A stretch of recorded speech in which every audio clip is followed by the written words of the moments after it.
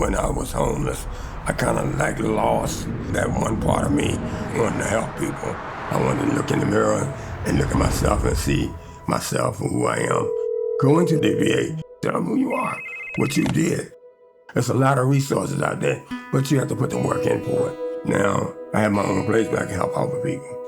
I'm just so satisfied and so congenial. I feel great here. The VA is there for you.